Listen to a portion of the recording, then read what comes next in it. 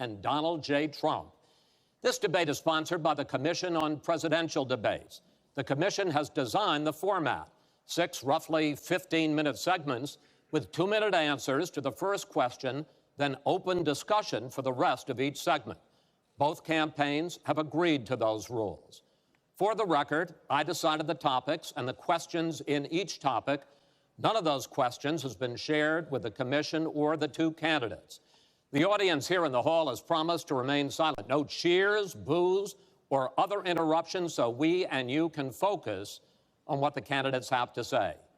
No noise except right now as we welcome the Democratic nominee for president, Secretary Clinton, and the Republican nominee for president, Mr. Trump.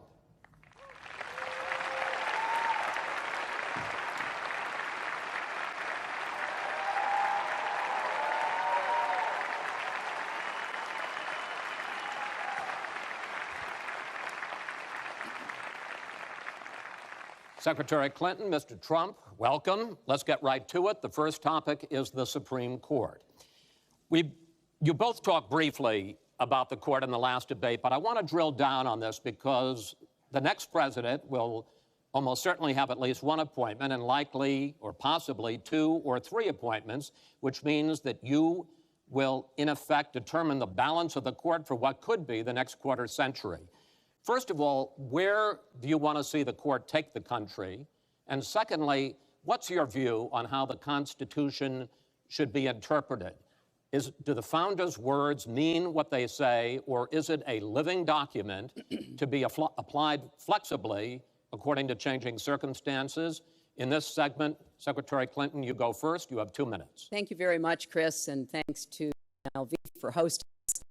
You know, I think when we talk about the Supreme Court, it really raises the central issue in this election. Namely, what kind of country are we going to be? What kind of opportunities will we provide for citizens? What kind of rights will Americans have? And I feel strongly that the Supreme Court needs to stand on the side of the American people, not on the side of the powerful corporations and the wealthy. For me, that means that we need a Supreme Court that will stand up on behalf of women's rights, on behalf of the rights of the LGBT community, that will stand up and say no to Citizens United, a decision that has undermined the election system in our country because of the way it permits dark, unaccountable money to come into our electoral system. I have major disagreements with my opponent about these issues and others that will be before the Supreme Court. But I feel that at this point in our country's history, it is important that we not reverse marriage equality, that we not reverse v. Wade, that we stand up, Citizens United, stand up for the rights of people in the place, that we stand up and basically say, the Supreme Court represents all of us. That's how I see the court, and the kind of people that I'm looking to nominate to the court would be in a tradition of standing up to the powerful, standing up on behalf of our rights as Americans. And I look forward to having that opportunity. I would hope that the Senate would do its job and confirm the nominee that President Obama has sent to them. That's the way the Constitution fundamentally should operate. The President nominates, and then the Senate advises and consents, or not, but they go forward with the process. Secretary Clinton, thank you. Mr. Trump, same question. Where do you want to see the court take the country, and how do you believe the Constitution should be interpreted? Well, first of all, it's great to be here. Thank you, everybody. The Supreme Court, it's what our country is it's just so imperative that we have the right justices.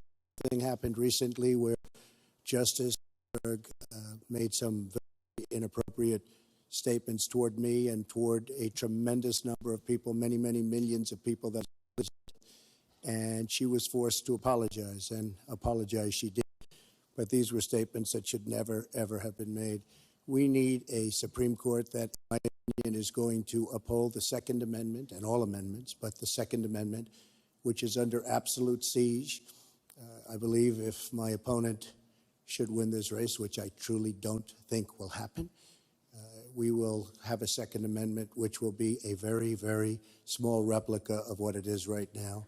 But I feel that it's absolutely important that we uphold because of the fact that it is under such trauma.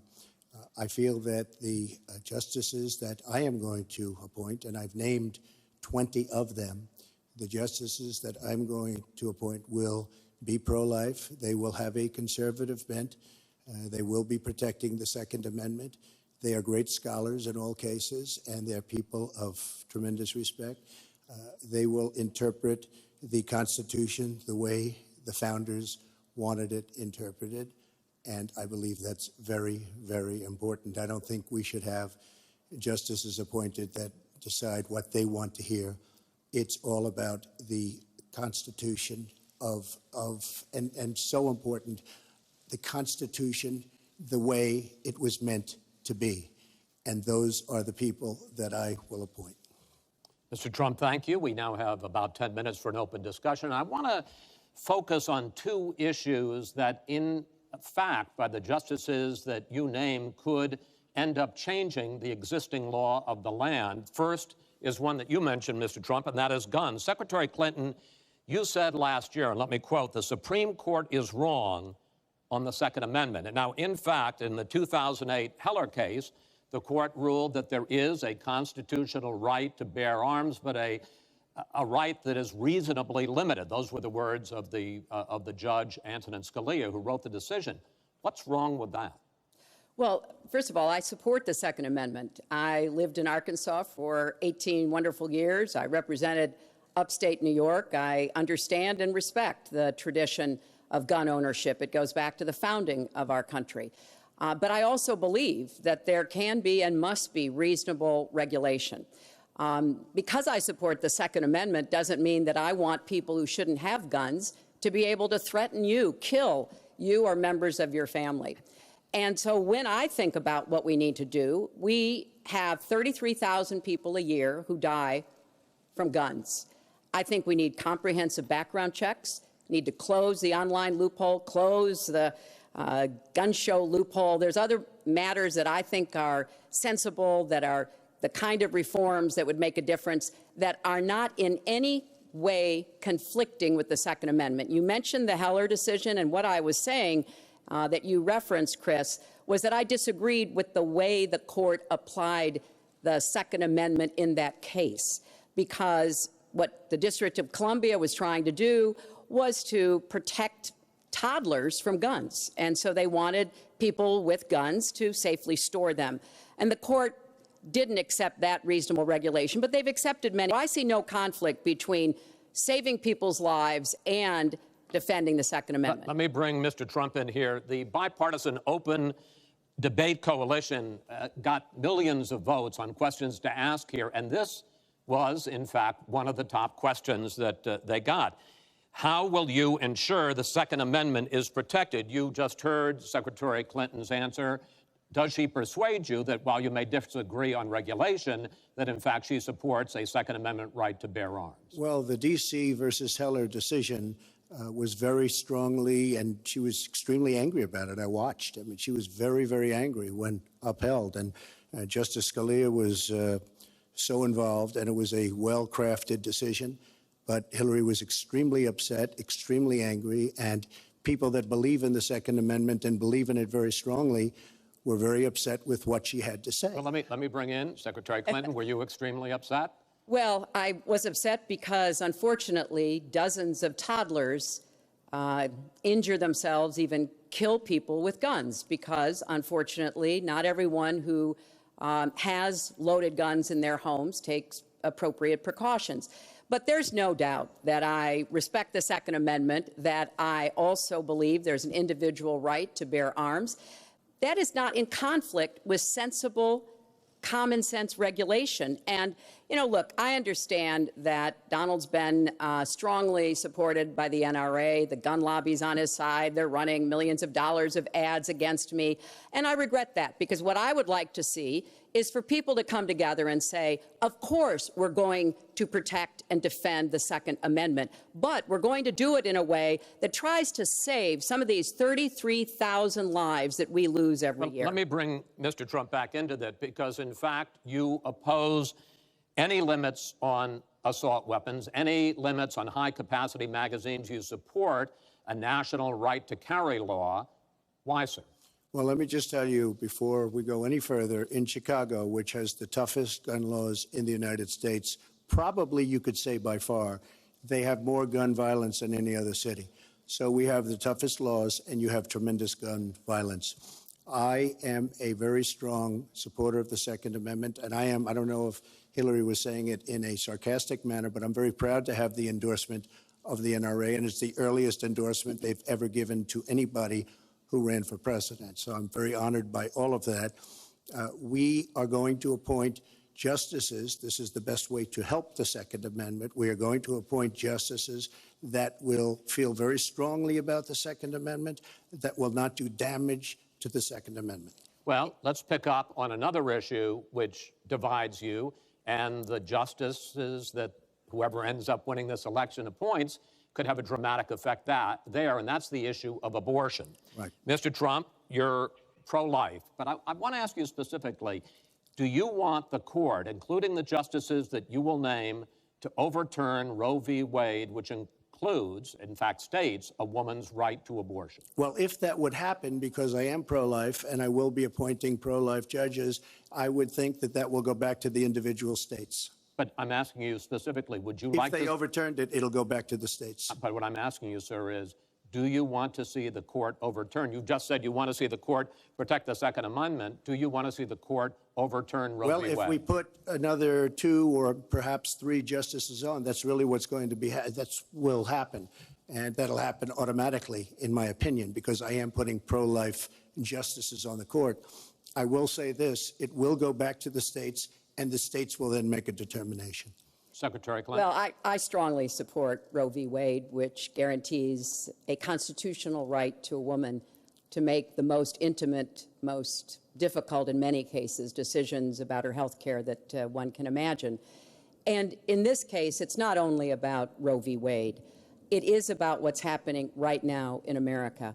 So many states are putting very stringent regulations on women that block them from exercising that choice, to the extent that they are defunding Planned Parenthood, which, of course, provides all kinds of cancer screenings and other benefits for funding Planned Parenthood in our country. All kinds of cancer. Donald has said he's in favor of defunding Planned Parenthood. He even supported shutting the government down to defund Planned Parenthood. I will defend Planned Parenthood. I will defend Roe v. Wade, and I will defend women's rights to make their own health care decisions. And we have come too far to have that turn back now. And indeed, he said women should be punished, that there should be some form of punishment for women who obtain abortions. And I could just not be more opposed to that kind of thinking. I'm going to give you a chance to respond, but I want to ask you, Secretary Clinton, I want to explore how far you believe the right to abortion goes. You have been quoted as saying that the fetus has no constitutional rights. You also voted against a ban on late-term partial birth abortions. Why? Because Roe v. Wade very clearly sets out that there can be regulations on abortion so long as the life and the health of the mother are taken into account. And when I voted as a senator, I did not think that that was the case. The kinds of cases that fall at the end of pregnancy are often the most heartbreaking, painful decisions for families to make. I have met with women who, toward the end of their pregnancy, get the worst news one could get, that their health is in jeopardy if they continue to carry to term, or that something terrible has happened or just been discovered about the...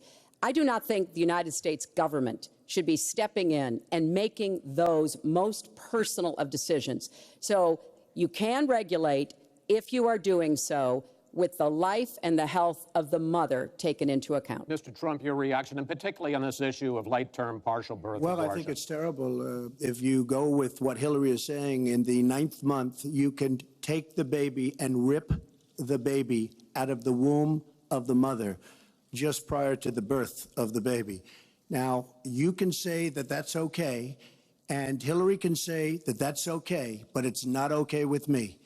Because based on what she's saying and based on where she's going and where she's been, you can take the baby and baby out of the womb in the 9th month on the final day.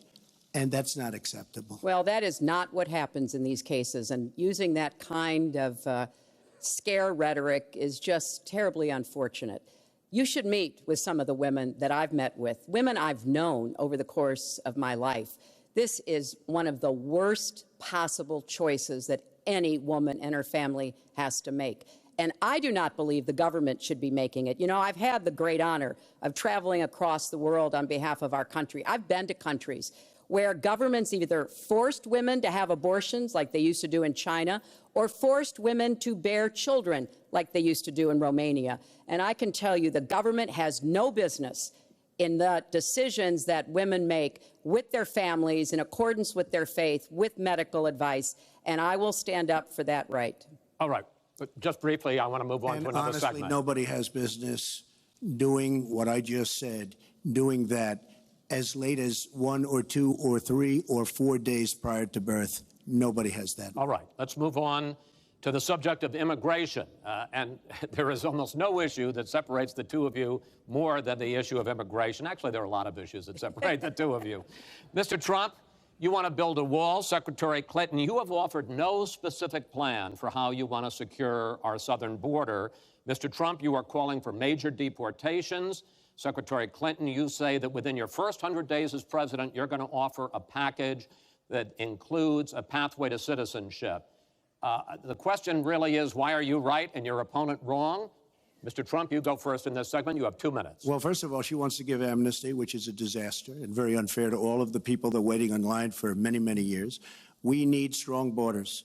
In the audience tonight, we have 4 mothers of, I mean, these are unbelievable people that I've gotten to know over a period of years whose children have been killed, brutally killed by people that came into the country illegally. You have thousands of mothers and fathers and relatives all over the country. They're coming in illegally. Drugs are pouring in through the border. We have no country if we have no border. Hilary wants to give amnesty. She wants to have open borders. The border secure, as you know, the Border Patrol agents, 16,500 plus ICE last week endorsed me. First time they've ever endorsed a candidate. It means their job is tougher, but they know what's going on. They know it better than anybody. They want strong borders. They feel we have to have strong borders. I was up in New Hampshire the other day. The biggest complaint they have, it's with all of the problems going on in the world, many of the problems caused by Hillary Clinton and by Barack Obama, all of the problems, their single biggest problem is heroin that pours across our southern borders, just pouring and destroying their youth. It's poisoning the blood of their youth and plenty of other people. We have to have strong borders. We have to keep the drugs out of our country. Right now, we're getting the drugs, they're getting the cash. We need strong borders. We need we cannot give amnesty. Now, I want to build the wall. We need the wall. The Border Patrol, ICE, they all want the wall. We stop the drugs. We shore up the border. One of my first acts will be to get all of the drug lords, all of the bad ones. We have some bad, bad people in this country that have to go out. We're going to get them out. We're going to secure the border. And once the border is secured, at a later date, we'll make a determination as to the rest. But we have some bad hombres here, and we're going to get them out. Mr. Trump, thank you. Same question to you, Secretary Clinton. Basically, why are you right and Mr. Trump is wrong? Well, as he was talking, I was thinking about a young girl I met here in Las Vegas, Carla, who was very worried that her parents might be deported because she was born in this country, but they were not. They work hard. They do everything they can to give her a good life. And you're right. I don't want to rip families apart. I don't want to be sending parents away from children. I don't want to see the deportation force that Donald has talked about in action in our country. We have 11 million undocumented people. They have 4 million American citizen children, 15 million people. He said as recently as a few weeks ago in Phoenix that every undocumented person would be subject to deportation. Now, here's what that means. It means you would have to have a massive law enforcement presence, where law enforcement officers would be going school to school, home to home, business to business, rounding up people who are undocumented. And we would then have to put them on trains, on buses to get them out of our country. I think that is an idea that is not in keeping with who we are as a nation. I think it's an idea that would rip our country apart. I have been for border security for years. I voted for border security in the United States Senate. And my comprehensive immigration reform plan, of course, includes border security. But I want to put our resources where I think they're most needed, getting rid of any violent person, anybody who should be deported. We should deport them. When it comes to the wall that Donald talks about building, he went to Mexico. He had a meeting with the Mexican president, didn't even raise it. He choked, and then got into a Twitter war because the Mexican president said, we're not paying for that wall. So I think we are both a nation of immigrants and we are a nation of laws, and that we can act accordingly. And that's why I'm introducing comprehensive immigration reform within the first 100 days with a path to citizenship. Thank you, Secretary Clinton. I want to follow up. I think I should respond to that. First of all, I had a very good meeting with the president of Mexico, very nice man. We will be doing very much better with Mexico on trade deals, believe me. The NAFTA deal signed by her husband is one of the worst deals ever made of any kind, signed by anybody. It's a disaster. Hillary Clinton wanted the wall. Hillary Clinton fought for the wall in 2006 or thereabouts. Now, she never gets anything done, so naturally the wall wasn't built. But Hillary Clinton wanted the wall. Well, let me. We are a country of laws. And by the way, no, wait. I'd like to hear from. I'd like to hear from Secretary Clinton. I voted for border security, and there are some limited places where that was appropriate. There also is necessarily going to be new technology and how best to deploy that. But it is clear when you look at what Donald has been proposing. He started his campaign bashing immigrants, calling Mexican immigrants rapists and criminals and drug dealers, that he has a very different view about what we should do to deal with immigrants. Now, what I am also arguing is that bringing undocumented immigrants out from the shadows, putting them into the formal economy will be good, because then employers can't exploit them, cut Americans' wages. And Donald knows a lot about this. He used undocumented labor to build the Trump Tower. He underpaid undocumented workers, and when they complained, he basically said what a lot of employers do. You complain, I'll get you deported. I want to get everybody out of the shadows, get the economy working, and not let employers like Donald exploit undocumented workers, which hurts them but also hurts American workers. Mr. Trump. President Obama has moved millions of people out. Nobody knows about it. Nobody talks about it. But under Obama, millions of people have been moved out of this country. They've been deported. She doesn't want to say that, but that's what's happened, and that's what's happened big league. As far as moving these people out and moving, we either have a country or we don't. We're a country of law, have a border or we don't. Now, you can come back in and you can become a citizen, but it's very unfair. We have millions of people that did it the right way. They're online, they're waiting. We're going to speed up the process, big league, because it's very inefficient. But they're online and they're waiting to become citizens. Very unfair that somebody runs across the border, becomes a citizen. Under her plan, you have open borders. You would have a disaster on trade, and you will have a disaster with your open borders. But what she doesn't say is that President Obama has deported millions and millions of people just the way Secretary it is. Clinton, I want to. We will not have open borders. Well, let me that is a rank mischaracterization. Secretary Clinton. We will have secure borders, but we will also have reform. And this used to be a bipartisan issue. Ronald Reagan was the last president to sign immigration reform, and George W. Bush supported it as well. Secretary Clinton, I want to clear up your position on this issue, because in a speech you gave to a Brazilian bank for which you were paid $225,000, we've learned from the WikiLeaks that you said this, and I want to quote, "My dream is a hemispheric common market with open trade and open borders." So that's the question. That's the question. Please quiet, everybody. Is that your dream, open borders? Well, if you went on to read the rest of the sentence, I was talking about energy. You know, we trade more energy with our neighbors than we trade with the rest of the world combined. And I do want us to have an electric grid, an energy system that crosses borders. I think that will be a great benefit to us. But you are very clearly quoting from WikiLeaks. And what's really important about WikiLeaks is that the Russian government has engaged in espionage against Americans. They have hacked American websites, American accounts of private people, of institutions. Then they have given that information to WikiLeaks for the purpose of putting it on the internet. This has come from the highest levels of the Russian government, clearly from Putin himself, in an effort, as 17 of our intelligence agencies have confirmed, to influence our election. So I actually think the most important question of this evening, Chris, is finally, will Donald Trump admit and condemn that the Russians are doing this and make it clear that he will not have the help of Putin in this election, that he rejects Russian espionage against Americans, which he actually encouraged in the past. Those are the questions we need answered. We've never had anything like this happen in any of our elections before. That was a great pivot off the fact that she wants open borders, okay? How did we get onto Putin? Hold on. No. Wait. Hold on, folks, because this is going to end up getting out of control. Let's try to keep it quiet for the candidates and for the American people. So just to finish on the borders. Yes. She wants open borders. People are going to pour into our country. People are going to come in from Syria. She wants 550% more people than Barack Obama. And he has thousands and thousands of no idea where they come from. And you see, we are going to stop radical Islamic terrorism in this country. She won't even mention the words, and neither will President Obama. So I just want to tell you, she wants open borders. Now we can talk about Putin. I don't know Putin.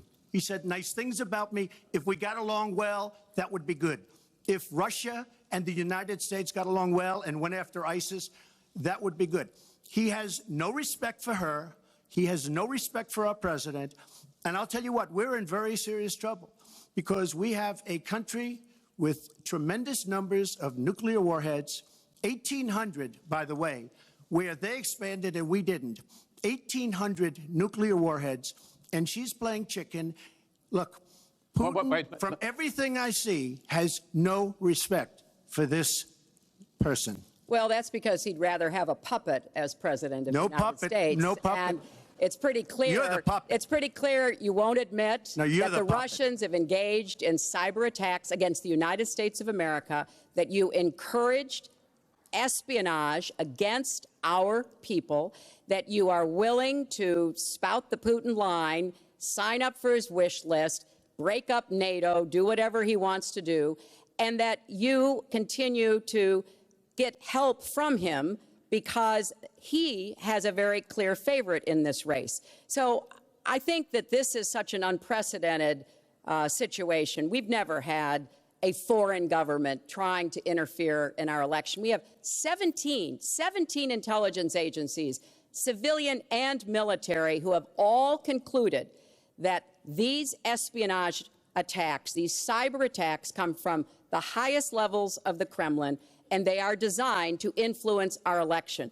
I find that deeply disturbing, Secretary and Clinton, I think it's she time has no you idea take a whether it's stand, Russia, China, or anybody else. I am not quoting she has myself. No idea. I am quoting Hillary, you have no idea. 17 intelligence. Do you doubt 17 our military country has and no civilian idea. agencies? Well, Yeah, he'd rather believe I doubt it. Vladimir Putin than the military and civilian intelligence professionals who are sworn to protect us. I find that just absolutely She doesn't like Putin because Putin has outsmarted her at every step of the way. Excuse me. Putin has outsmarted her in Syria. He's outsmarted her every step of the way. I do get to ask some questions. Yes, that's And I would fine. like to ask you this direct question. The top national security officials of this country do believe that Russia has been behind these hacks. Even if you don't know for sure whether they are, do you condemn any interference by Russia in the American election? By Russia or anybody else. You condemn their interference? Of course I condemn. Of course I can. I don't know Putin. I have I'm no not idea. asking you. I'm asking I you, do never you met condemn? Putin. This is not my best friend. But if the United States got along with Russia, wouldn't be so bad. Let me tell you, Putin has outsmarted her and Obama at every single step of the way, whether it's Syria, no, you name it, missiles. Take a look at the startup that they signed. The Russians have said, according to many, many reports, I can't believe they allowed us to do this. They create warheads and we can't. The Russians can't believe it. She has been outsmarted by Putin, and all you have to do is look at the Middle East. They've taken over. We've spent $6 trillion. They've taken over the Middle East. She has been outsmarted and outplayed worse than anybody I've ever seen in any government whatsoever. We're a long way away from immigration, but I'm going to let you finish this topic. Well, You got about 45 seconds. Yeah, and she always will be. I find it ironic that he's raising nuclear weapons. This is a person who has been very cavalier, even casual, about the use of nuclear weapons. He's advocated more countries getting them, Japan, Korea, even Saudi Arabia. He's said, well, if we have them, why don't we use them, which I think is terrifying. But here's the deal. The bottom line on nuclear weapons is that when the president gives the order, it must be followed. There's about 4 minutes between the order being given and the people responsible for launching nuclear weapons to do so.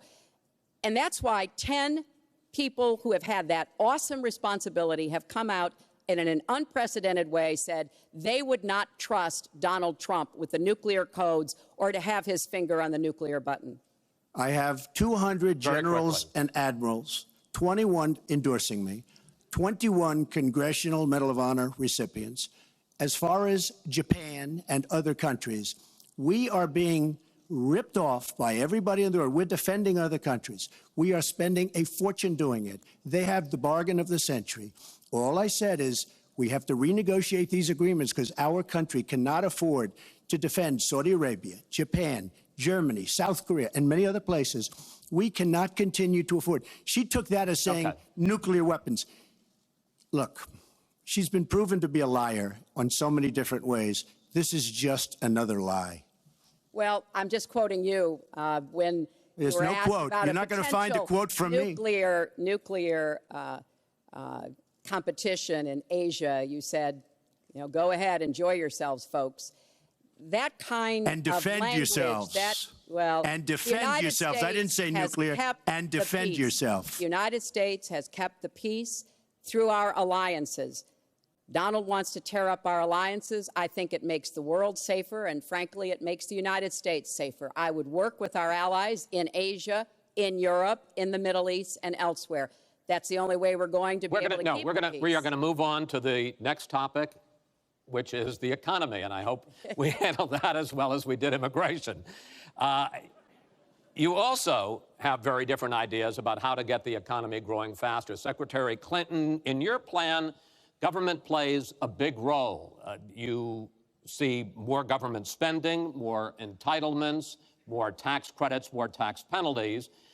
Mr. Trump, you want to get government out with lower taxes and less regulation. Yes. We're going to drill down into this a little bit more, but in this overview, please explain to me why you believe that your plan will create more jobs and growth for this country and your opponent's plan will not. In this round, you go first, Secretary Clinton. Well, I think when the middle class thrives, America thrives. And so my plan is based on growing the economy, giving middle class families many more opportunities. I want us to have the biggest jobs program since World War II, jobs in infrastructure and advanced manufacturing. I think we can compete with high-wage countries, and I believe we should. New jobs and clean energy, not only to fight climate change, which is a serious problem, but to create new opportunities and new businesses. I want us to do more to help small business. That's where 2/3 of the new jobs are going to come from. I want us to raise the national minimum wage because people who live in poverty should not, who work full-time should not still be in poverty. And I sure do want to make sure women get equal pay for the work we do. I feel strongly that we have to have an education system that starts with preschool and goes through college. That's why I want more technical education in high schools and in community colleges, real apprenticeships to prepare young people for the jobs of the future. I want to make college debt-free, and for families making less than $125,000, you will not get a tuition bill from a public college or university if the plan that I worked on with Bernie Sanders is enacted. And we're going to work hard to make sure that it is, because we are going to go where the money is. Most of the gains in the last years since the Great Recession have gone to the very top. So we are going to have the wealthy pay their fair share. We're going to have corporations make a contribution greater than they are now to our country.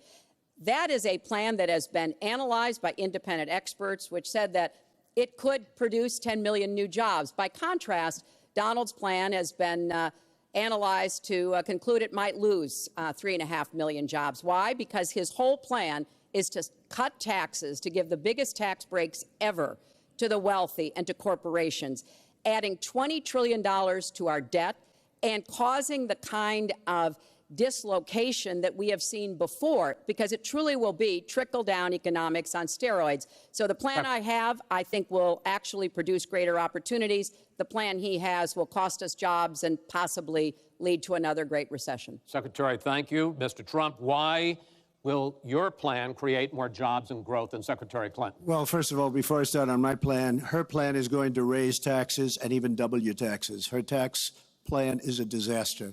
And she can say all she wants about college tuition, and I'm a big proponent. We're going to do a lot of things for college tuition, but the rest of the public's going to be paying for it. We will have a massive, massive tax increase under Hillary Clinton's plan.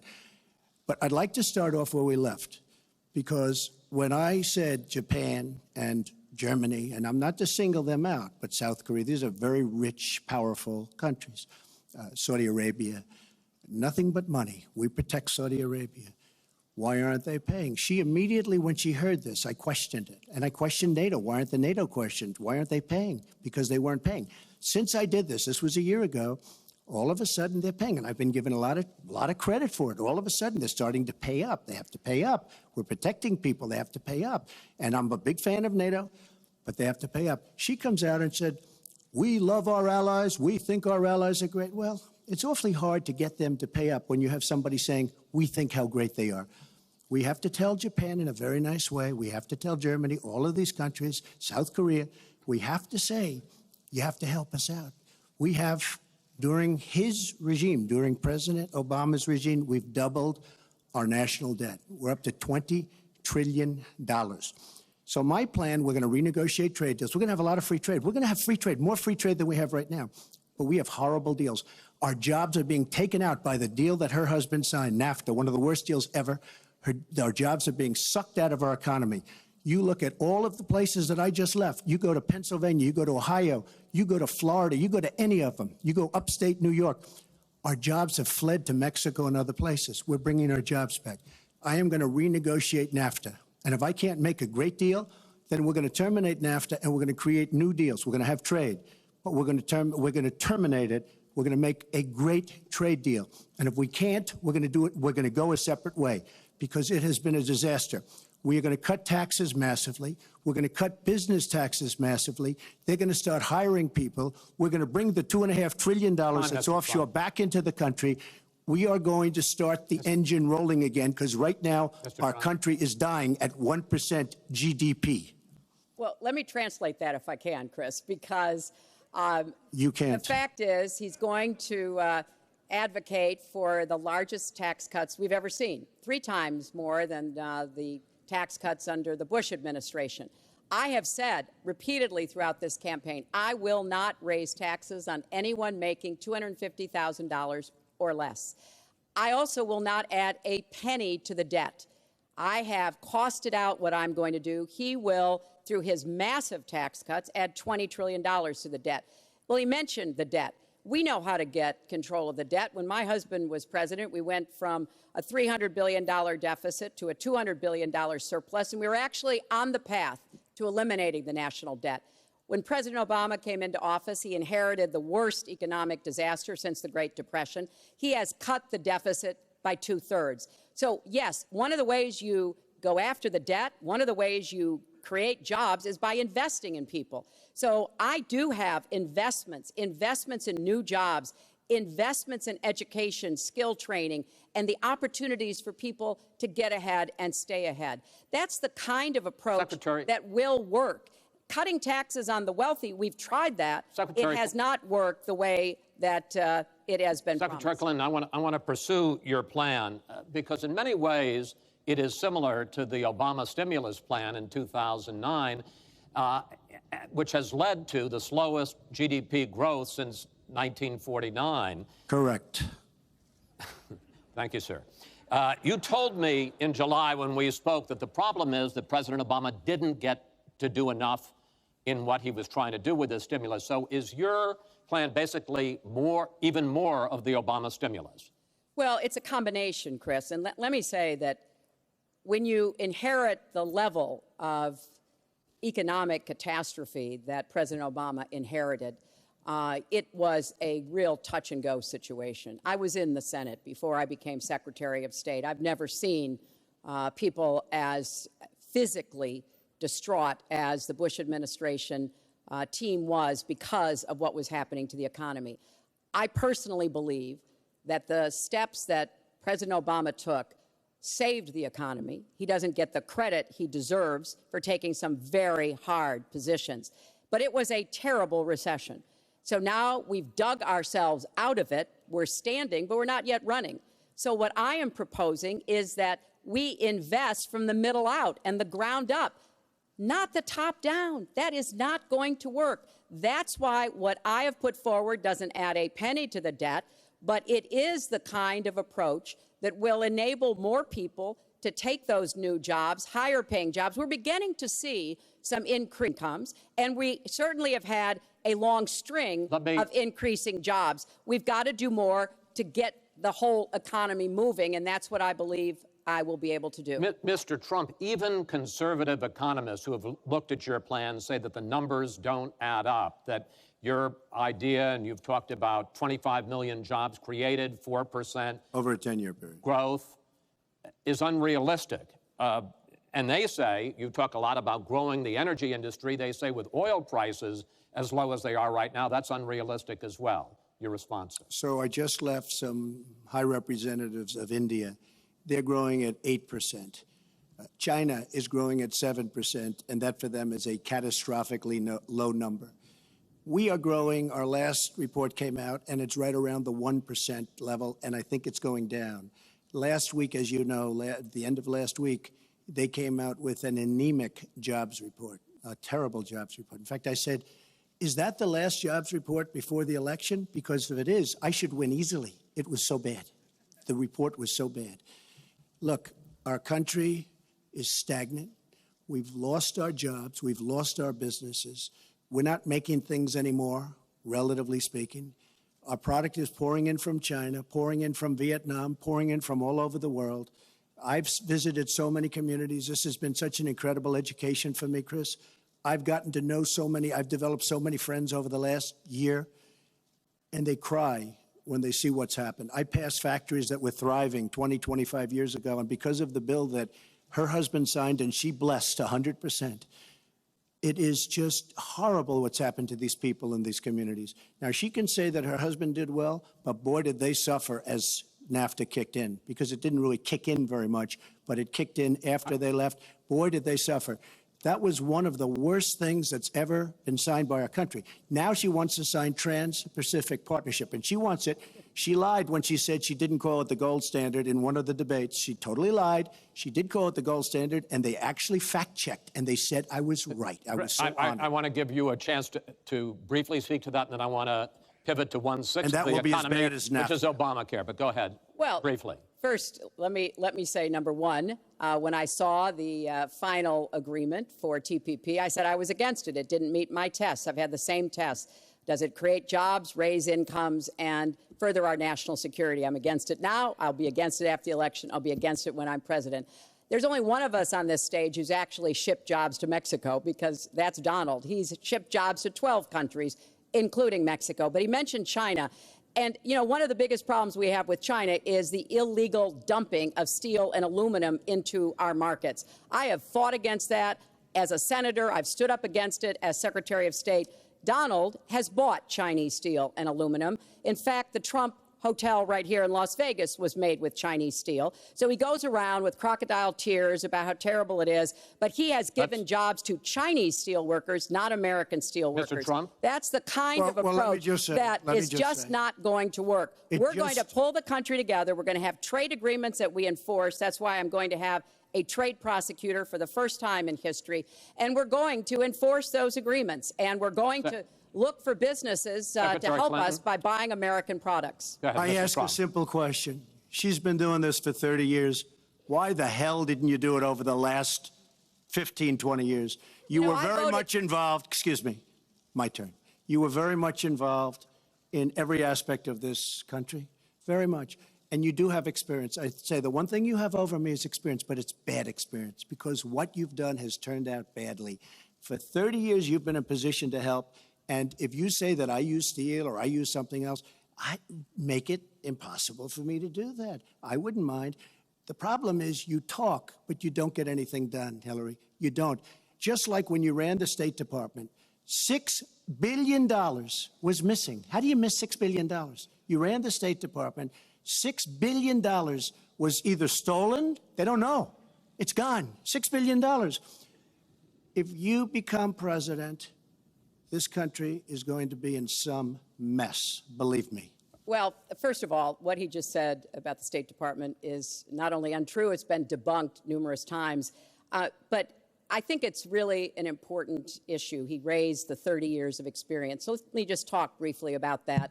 You know, back in the 1970s, I worked for the Children's Defense Fund, and I was taking on discrimination against African-American kids in schools. He was getting sued by the Justice Department for racial discrimination in his apartment buildings. In the 1980s, I was working to reform the schools in Arkansas. He was borrowing $14 million from his father to start his businesses. In the 1990s, I went to Beijing, and I said women's rights are human rights.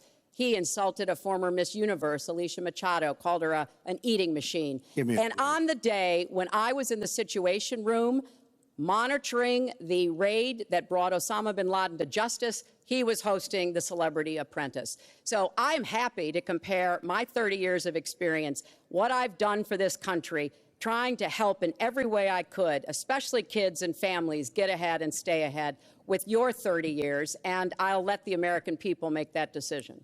Well, I think I did a much better job. I built a massive company, a great company, some of the greatest assets anywhere in the world, worth many, many billions of dollars. I started with a $1 million loan. I agree with that. It's a $1 million loan, but I built a phenomenal company.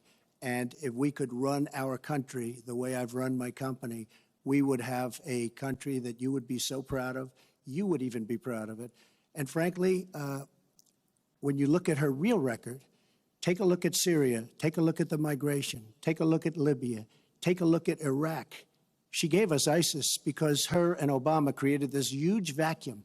And a small group came out of that huge vacuum because we should have never been in Iraq, but once we were there, we should have never got out the way they wanted to get out.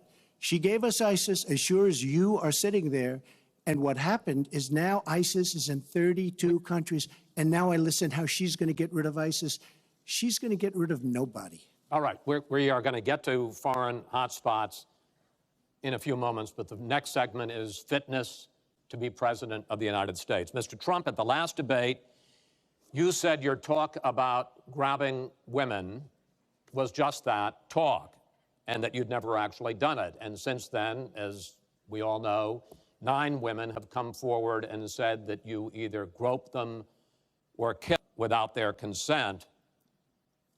Why would so many different women from so many different circumstances over so many different years, why would they all in this last couple of weeks make up, you deny this, why would they all make up these stories? And since this is a question for both of you, Secretary Clinton, Mr. Trump says what your husband did and that you defended was even worse. Mr. Trump, you go first. Well, first of all, those stories have been largely debunked. Those people, I don't know those people. I have a feeling how they came. I believe it was her campaign that did it. Just like if you look at what came out today on the clips, where I was wondering what happened with my rally in Chicago and other rallies where we had such violence. She's the one in Obama that caused the violence. They hired people, they paid them $1,500, and they're on tape saying, be violent, cause fights, do bad things. I would say the only way, because those stories are all totally false, I have to say that. And I didn't even apologize to my wife, who's sitting right here, because I didn't do anything. I didn't know any of these women. I didn't see these women. These women, the woman on the plane, the woman, I think they want either fame or her campaign did it. And I think it's her campaign, because when I saw what they did, which is a criminal act, by the way, where they're telling people to go out and start fistfights and start violence. And I'll tell you what, in particular in Chicago, people were hurt and people could have been killed in that riot. And that was now all on tape, started by her.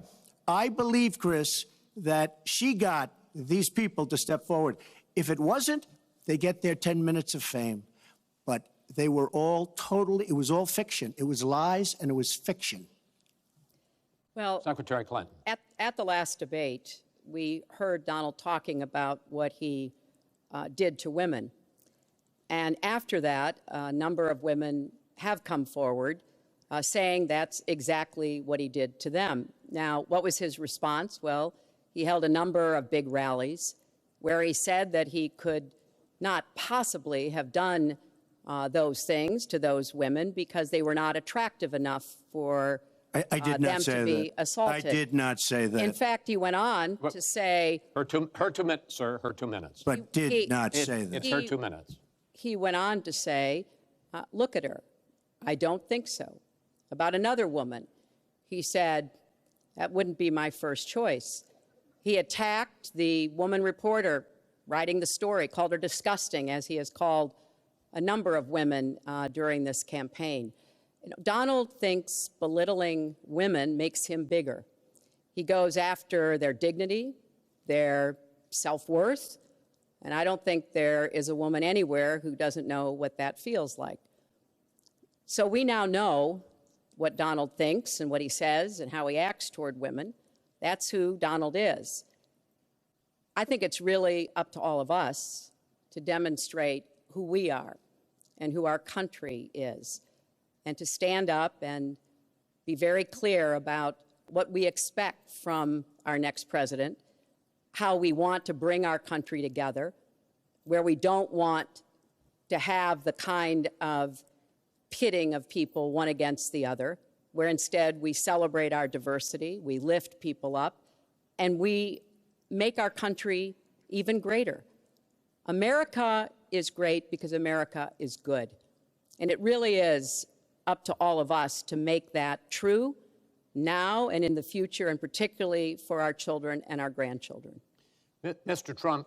Nobody has more respect for women than I do. Nobody. Nobody has more respect. Please, everybody. And frankly, those stories have been largely debunked. And I really want to just talk about something slightly different. She mentions this, which is all fiction, all fictionalized, probably or possibly started by her and her very sleazy campaign.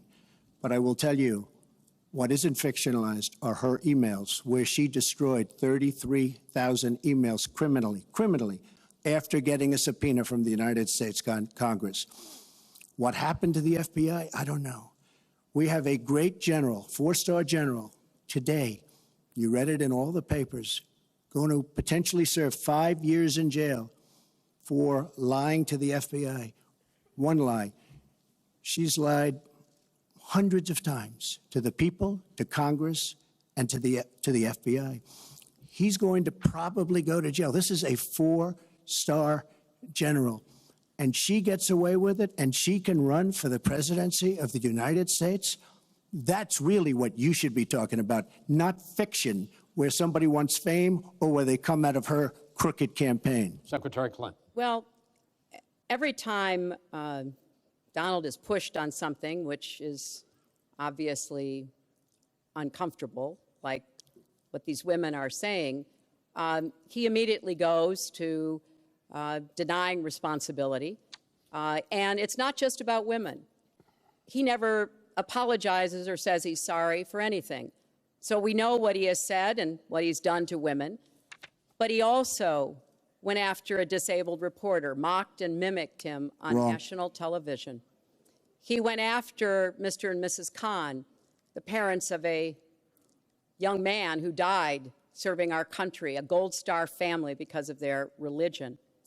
He went after John McCain, a prisoner of war, said he prefers people who aren't captured. He went after a federal judge, born in Indiana, but who Donald said couldn't be trusted to try the fraud and racketeering case against Trump University because his parents were Mexican. So it's not one thing. This is a pattern of divisiveness, of a very dark and in many ways dangerous vision of our country, where he incites violence, where he applauds people who are pushing and pulling and punching at his rallies.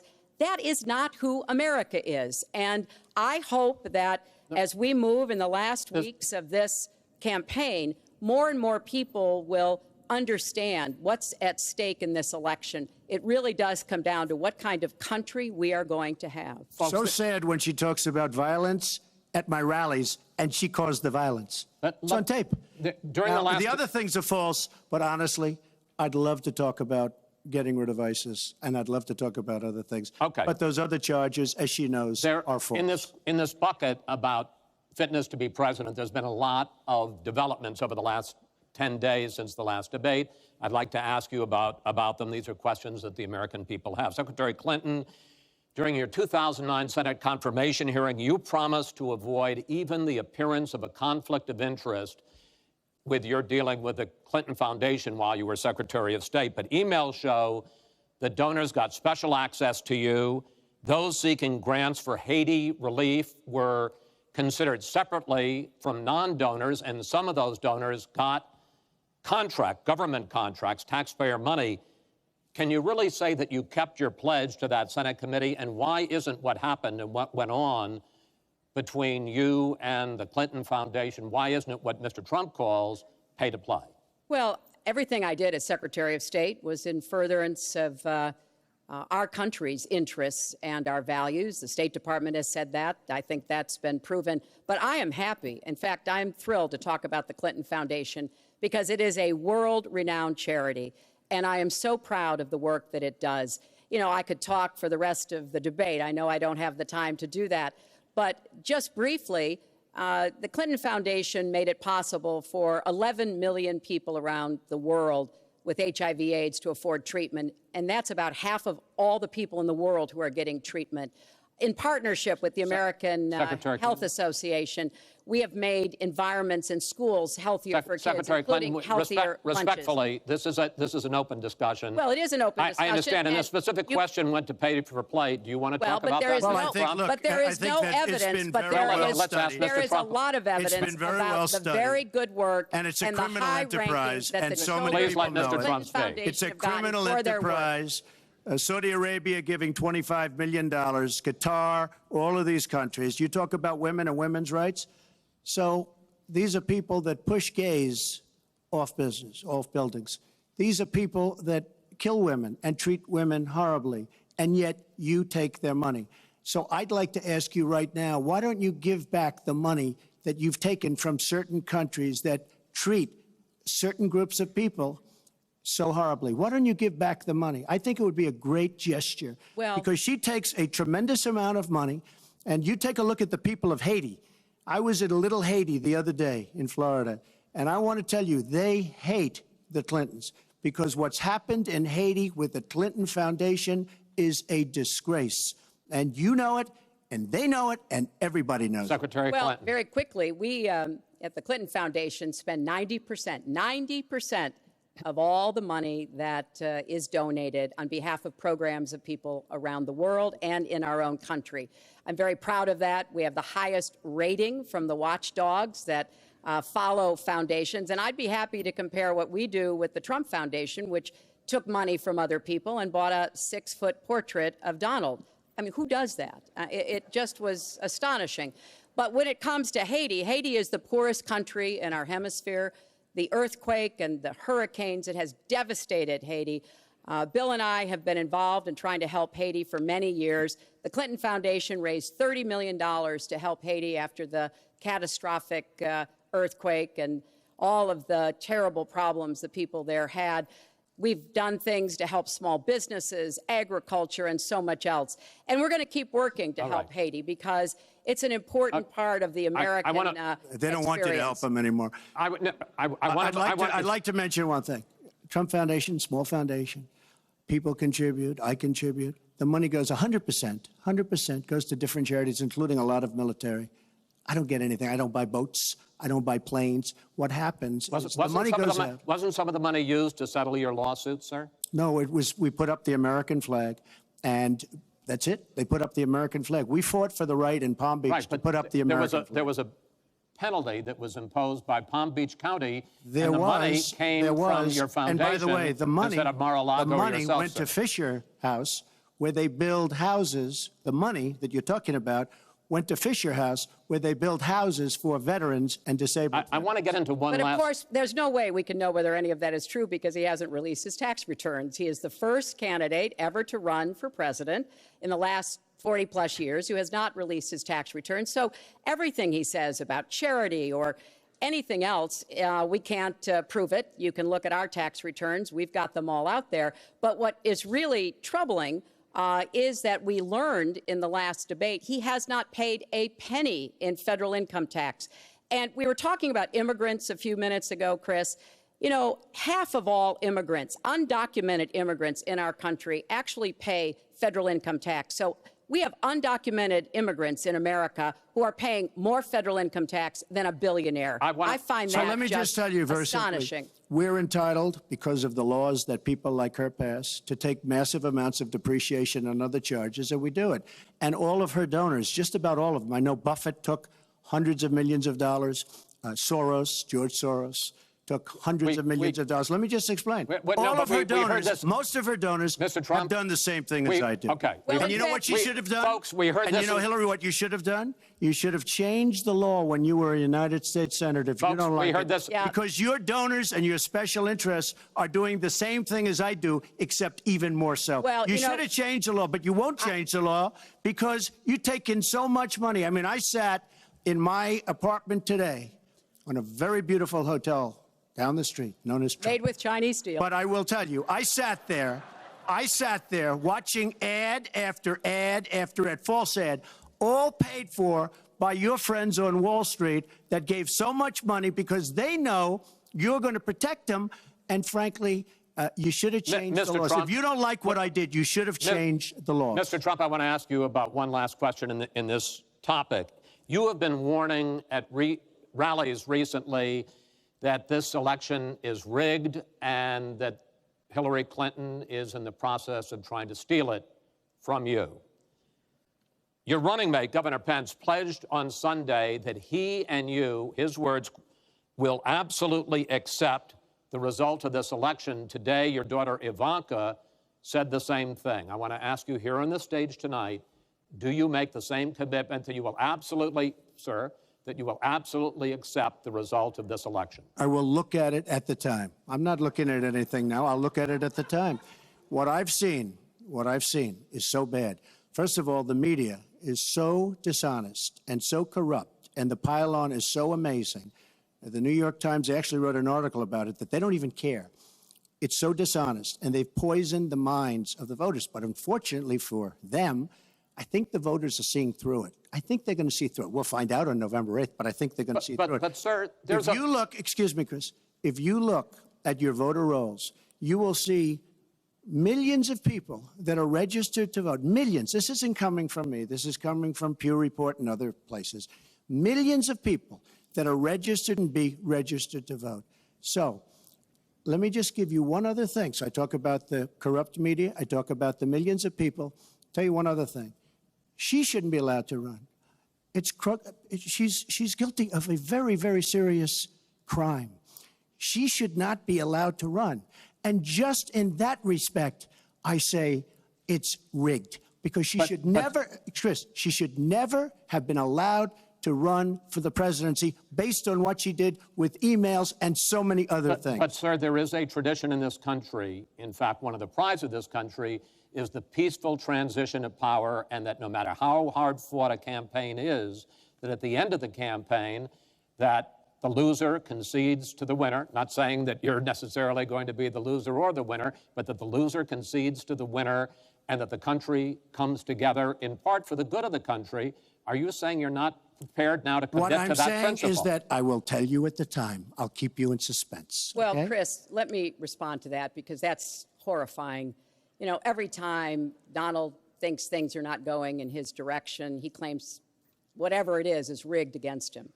The FBI conducted a year-long investigation into my emails. They concluded there was no case. He said the FBI was rigged.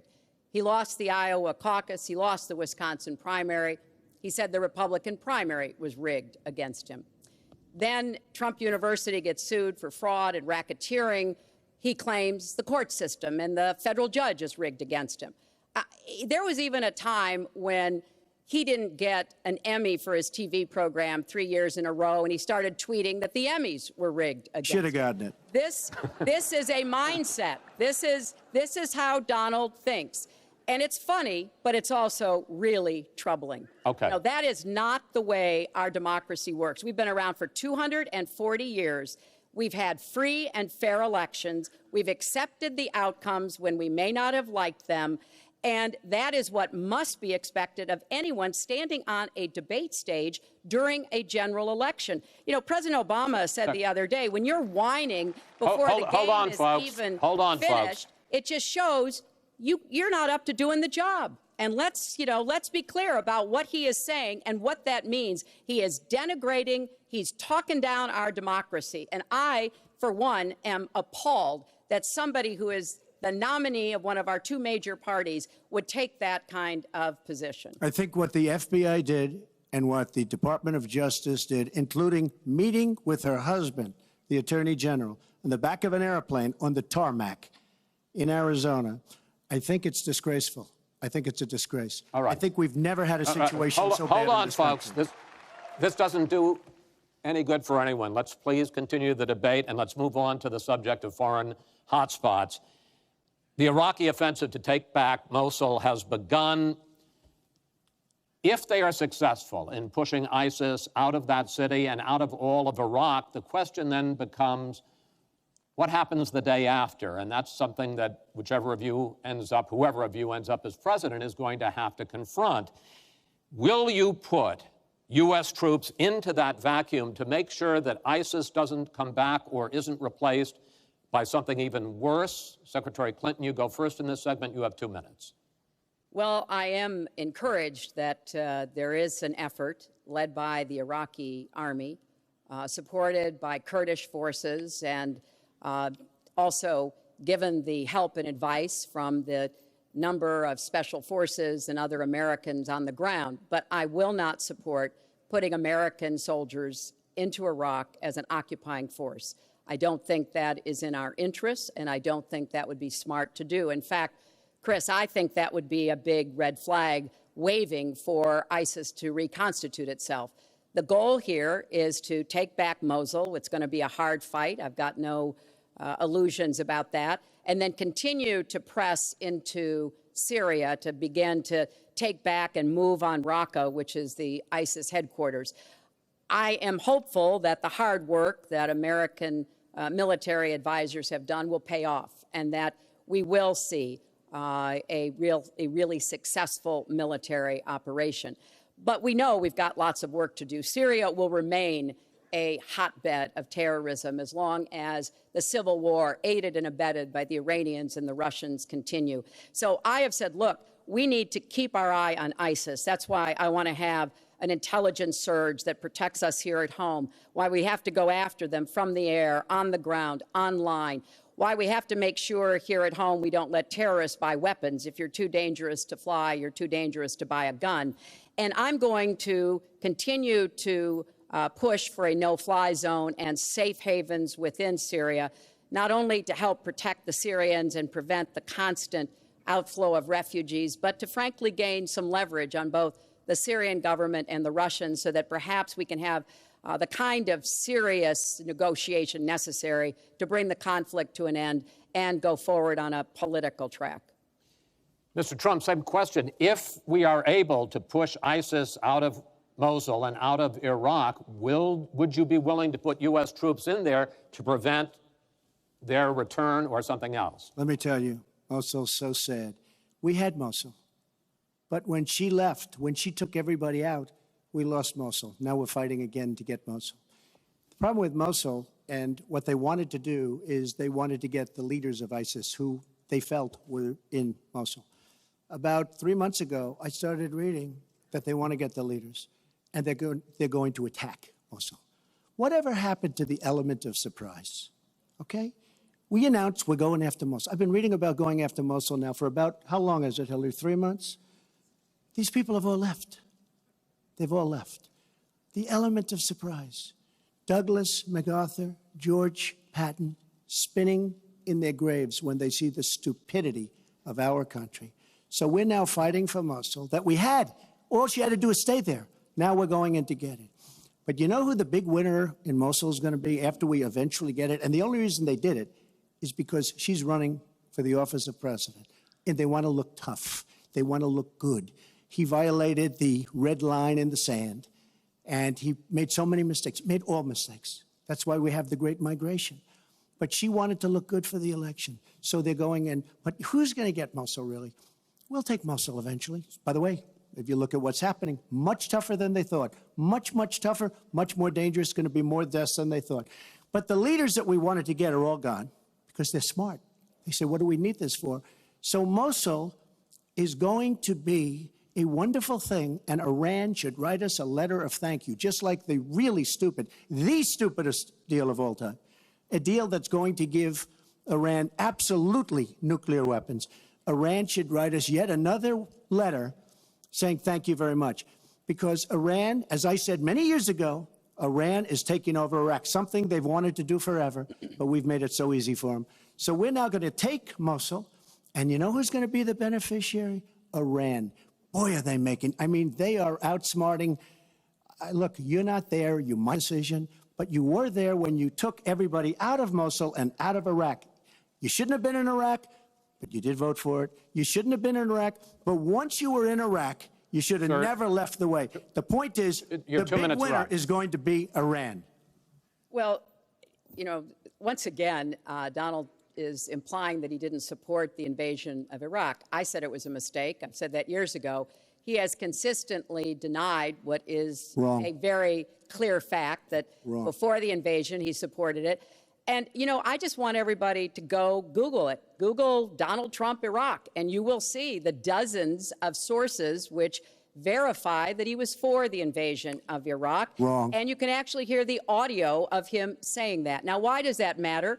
Well, it matters because he has not told the truth about that position. I guess he believes it makes him look better now to contrast with me because I did vote for it. But what's really important here is to understand all the interplay. Mosul is a Sunni city. Mosul is on the border of Syria. And yes, we do need to go after Baghdadi, and just like we went after bin Laden while you were doing Celebrity Apprentice, and we brought him to justice. We need to go after the leadership, but we need to get rid of them, get rid of their fighters. They're estimated several thousand fighters in Mosul. They've been digging underground. They've been prepared to defend. It's going to be tough fighting, but I think we can take back Mosul, and then we can move on into Syria and take back Raqqa. This is what we have to do. I'm just amazed that he seems to think that the Iraqi government and our allies and everybody else launched the attack on Mosul to help me in this election. But that's how Donald thinks, you know. He always is looking for some Chris, we don't gain anything. He has all these Iran is taking over Iraq. Secretary Clinton. Iran is taking over Iraq. We don't gain Secretary anything. Clinton. We would have gained if they did it by surprise. Wait. Secretary Clinton, it's an open discussion. Secretary. We would have gained if they did it by surprise. Secretary, please let Mr. Trump speak. He's unfit, and he proves it every time he talks. You are the one that's unfit. You know, WikiLeaks just actually came out. John Podesta said some horrible things about you, and boy, was he right. He said some beauties. And, you know, Bernie Sanders, he said you have bad judgment. You do. And if you think that going into Mosul, after we let the world know we're going in, and all of the people that we really wanted, the leaders, they're all gone. If you think that was good, than you do. Now, John Podesta said you have terrible instincts. Bernie Sanders said you have bad judgment.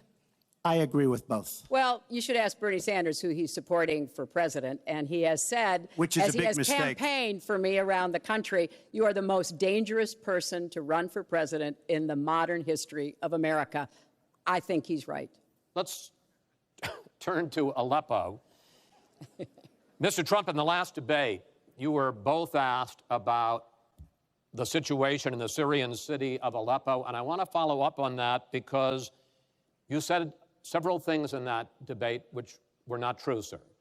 You said that Aleppo has basically fallen. In fact, there are. It's a catastrophe. It is a catastrophe, but there are a quarter. Have you seen it? Have you seen it? Sir, have you seen what's happened to Aleppo? If I might finish my question. Okay, so it hasn't fallen. Take a look at it. Well, there are 250,000 people still living there and being slaughtered. That's right. You also and they are being slaughtered because of bad decisions. If I may just finish here. And you also said that that Syria and Russia are busy fighting ISIS. In fact, they have been the ones who've been bombing and shelling eastern Aleppo, and they just announced a humanitarian pause, in effect admitting that they have been bombing and shelling Aleppo. Would you like to clear that up, sir? Well, Aleppo is a disaster. It's a humanitarian nightmare, but it has fallen from any standpoint. I mean, what do you need, a signed document? Take a look at Aleppo. It is so sad when you see what's happened.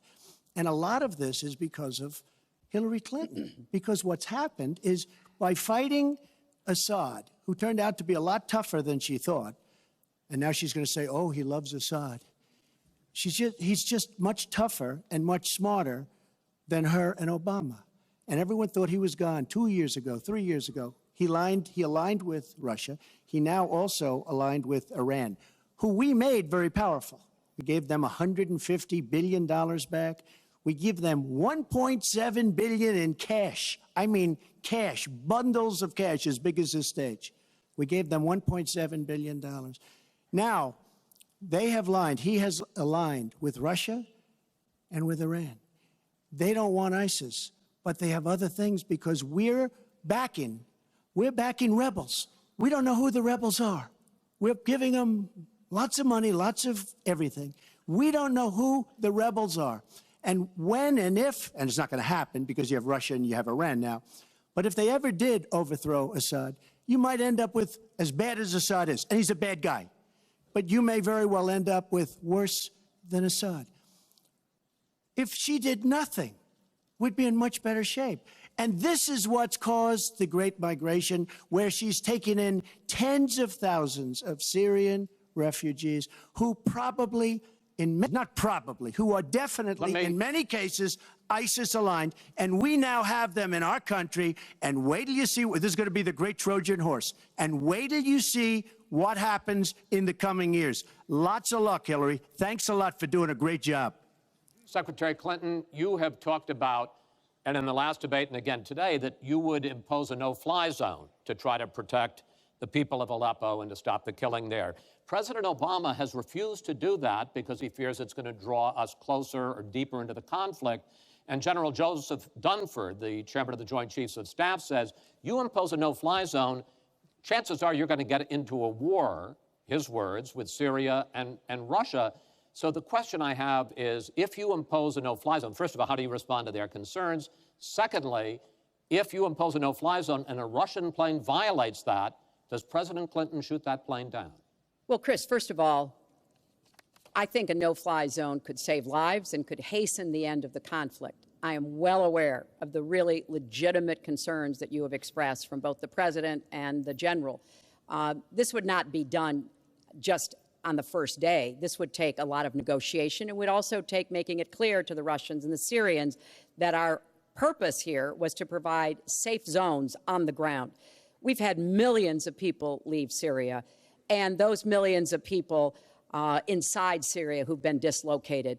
So I think we could strike a deal and make it very clear to the Russians and the Syrians that this was something that we believed was in the best interests of the people on the ground in Syria. It would help us with our fight against ISIS. But I want to respond to what Donald said about refugees. He's made these claims repeatedly. I am not going to let anyone into this country who is not vetted, who we do not have confidence in, but I am not going to slam the door on women and children.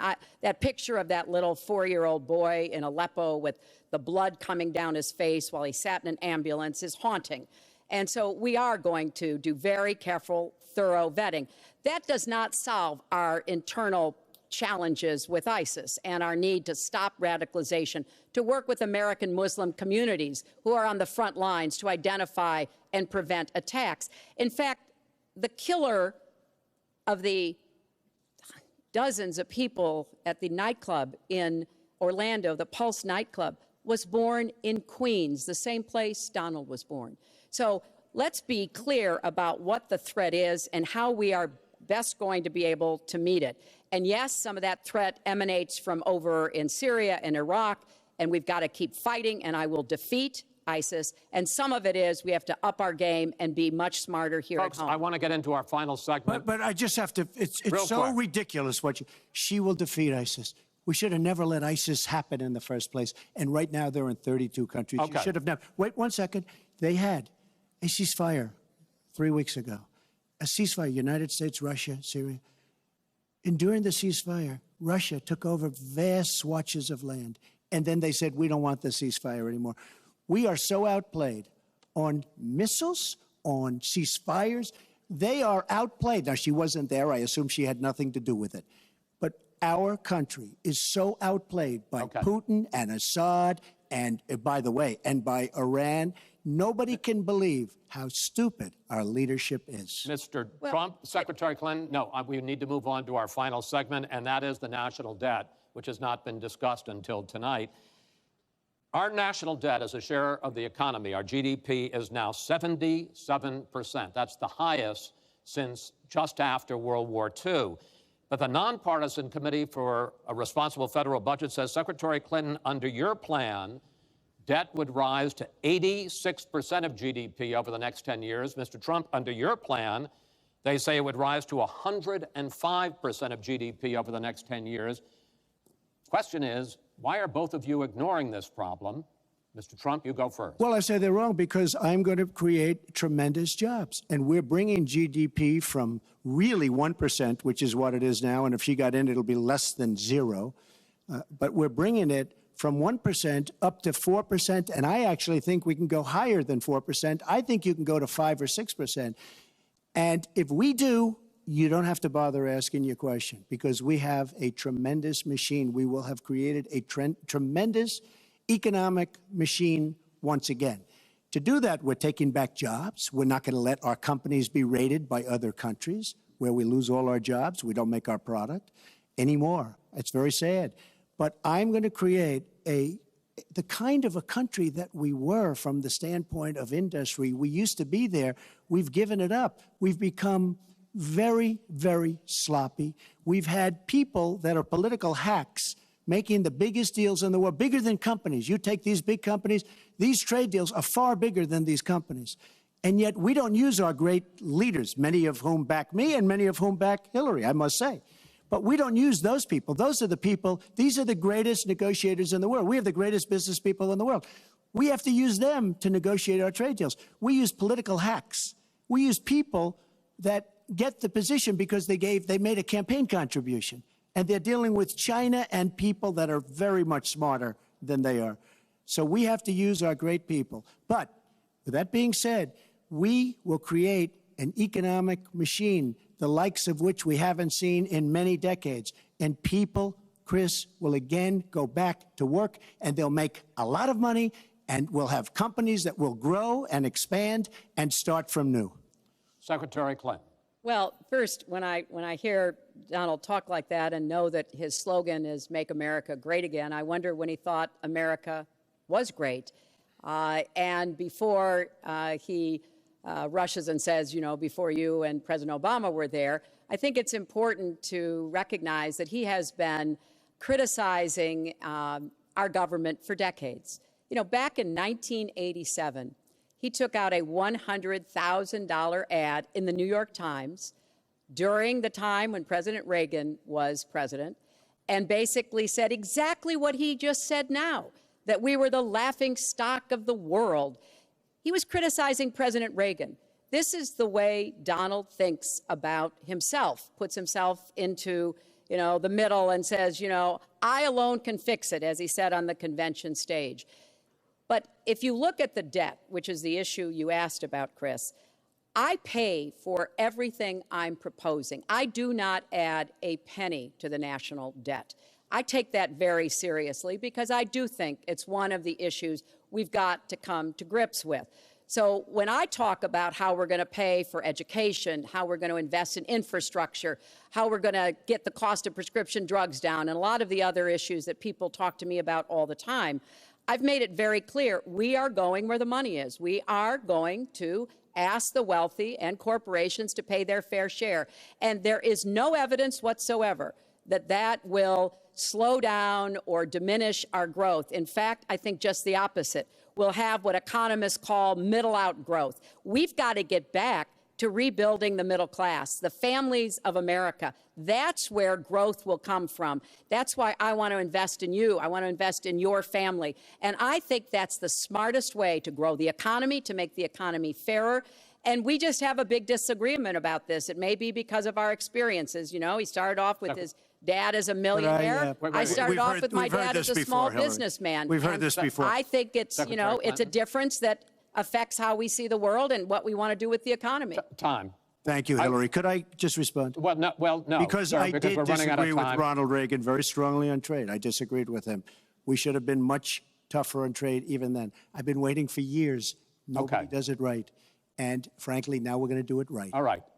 The one last area I want to get into with you in this debate is the fact that the biggest driver of our debt is entitlements, which is 60% of all federal spending. Now, the Committee for Responsible Federal Budget has looked at both of your plans, and they say neither of you has a serious plan that is going to solve the fact that Medicare is going to run out of money in the 2020s, Social Security is going to run out of money in the 2030s, and at that time, recipients are going to take huge cuts in their benefits. So, in effect, the final question I want to ask you in this regard is, and let me start with you, Mr. Trump, would President Trump make a deal to save Medicare and Social Security that included both tax increases and benefit cuts, in effect, a grand bargain on entitlements? I'm cutting taxes. We're going to grow the economy. It's going to grow at a record rate. But that's not going to help on entitlements. It's going to totally help you.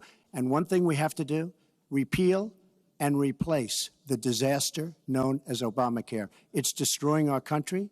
It's destroying our businesses, our small business, and our big businesses. We have to repeal and replace Obamacare. You take a look at the kind of numbers that will cost us in the year 17. It is a disaster if we don't repeal and replace. Now, it's probably going to die of its own weight, but Obamacare has to go. The premiums are going up 60, 70, 80%. Next year, they're going to go up over 100%. And I'm really glad that the premiums have started. At least the people see what's happening, because she wants to keep Obamacare and she wants to make it even worse. And it can't get any worse. Bad health care at the most expensive price. We have to repeal and replace Obamacare. And Secretary Clinton, same question, because at this point, Social Security and Medicare are going to run out. The trust funds are going to run out of money.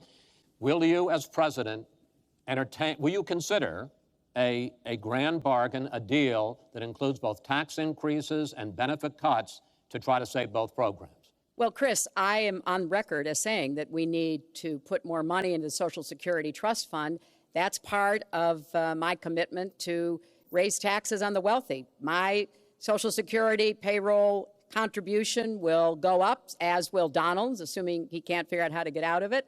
But what we want to do is to replenish the Social Security Trust Fund by making sure that we have sufficient resources. And that will come from either raising the cap and or finding other ways to get more money into it. I will not cut benefits. I want to enhance benefits for low-income workers and for women who have been disadvantaged by the current Social Security system. But what Donald is proposing with these massive tax cuts will result in a $20 trillion additional national debt. That will have dire consequences for Social Security and Medicare. And I'll say something about the Affordable Care Act, which he wants to repeal. The Affordable Care Act extended the solvency of the Medicare Trust Fund. So if he repeals it, our Medicare problem gets worse. What we need to do is go Your after husband disagrees the with you. long-term health care drivers. We've got to get costs down, increase value, emphasize wellness.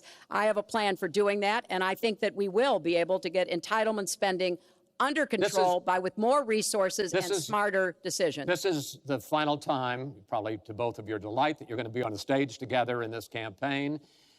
I would like to end it on a positive note. You had not agreed to closing statements, but it seems to me in a funny way that might make it more interesting because you haven't prepared closing statements. So I'd like you each to take it. We're going to put a clock up, a minute, as the final question in the final debate to tell the American people why they should elect you to be the next president. This is another new mini segment. Secretary Clinton, it's your turn to go first. Well, I would like to say to everyone watching tonight that I'm reaching out to all Americans, Democrats, Republicans, and independents, because we need everybody to help make our country what it should be, to grow the economy, to make it fairer, to make it work for everyone. We need your talents, your skills, your commitment, your energy, your ambition. You know, I've been privileged to see the presidency up close, and I know the awesome responsibility of protecting our country and the incredible opportunity of working to try to make life better for all of you. I have made the cause of children and families really my life's work.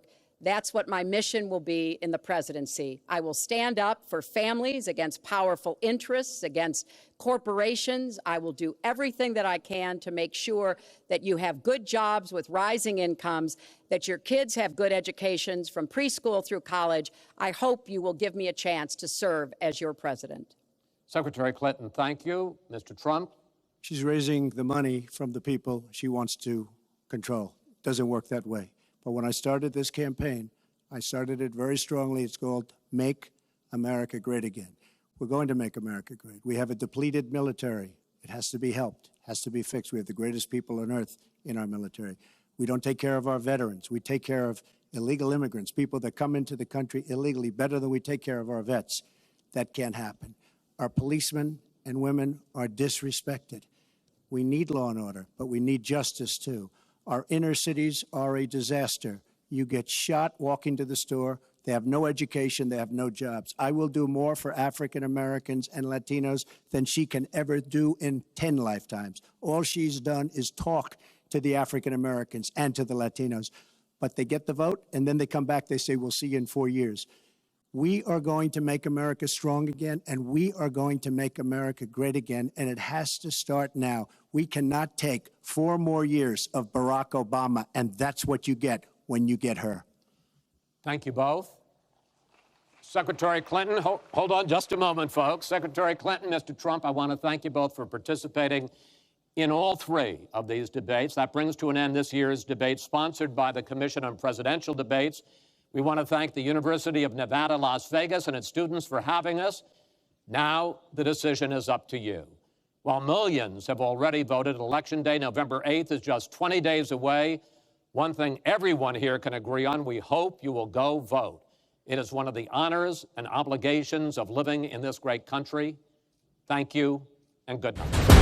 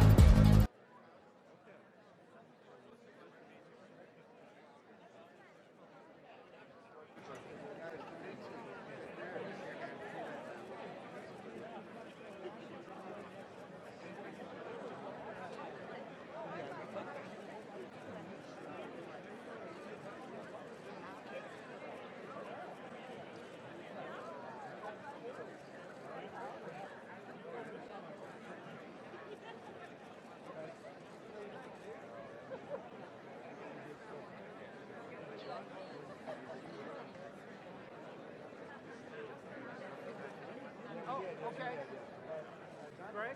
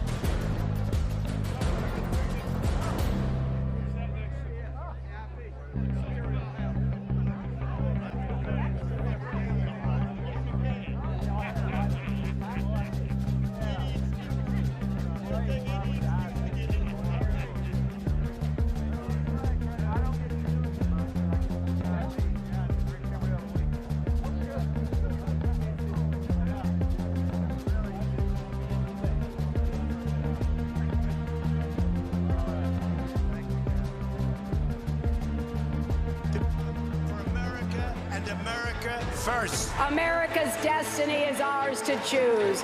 we will make America safe again. We join together to get rid of the threats we face. Jobs, jobs, jobs. I will be a president for all Americans.